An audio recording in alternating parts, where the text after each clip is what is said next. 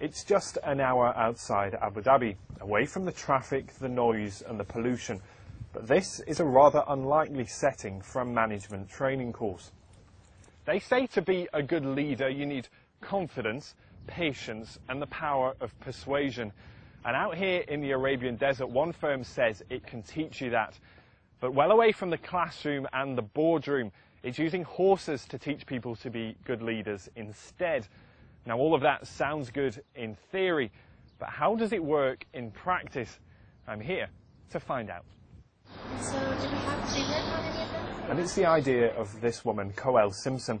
With her business partner Kelly Eide, they're turning their love of horses into a business venture. They run leadership training classes for businesses and managers.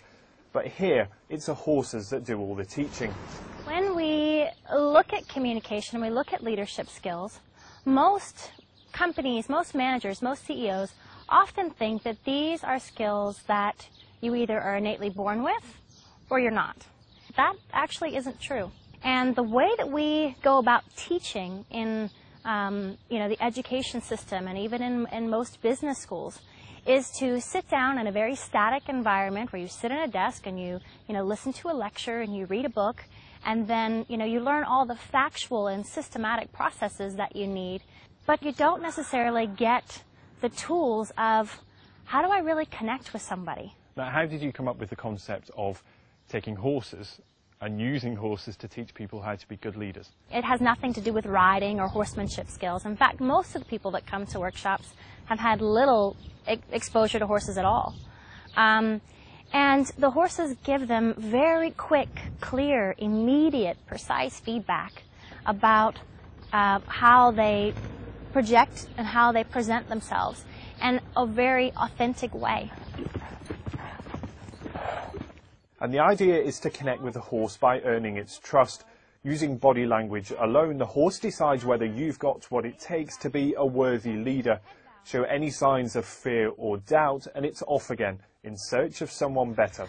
Well, Ben, I'm going to hand this horse over to you, and I'm going to talk you through the process of turning this horse loose and beginning to communicate. And so it might sound simple, but as I found out, it's not as easy as it looks.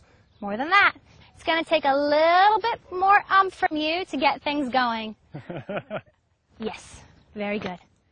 In the ring, you've got to demonstrate confidence and control, show that you can be firm but also persuasive. It takes time to win over the horse's confidence, but when you do, the reward is obvious. That feeling of connection, you've got it.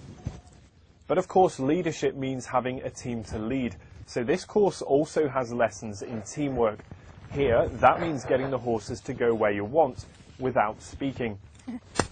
So it might look good fun, but what value does all of this really have in the workplace? The horses don't care if your hair is purple, if you're a man or a woman, if you're old or young, if you are what religion. So it transcends all of those cultural boundaries. It transcends age, gender, religion, tradition, etc.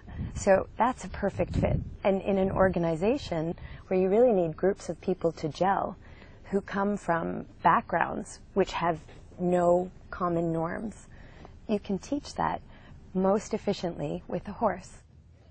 And so whilst it might be a strange concept, it is proving popular. The firm runs training like this all over the world. But with the animals doing all the teaching, there is one more benefit too. Horse whispering is the same in any language. I'm going to switch him out up here. Ben Thompson, BBC News in Abu Dhabi.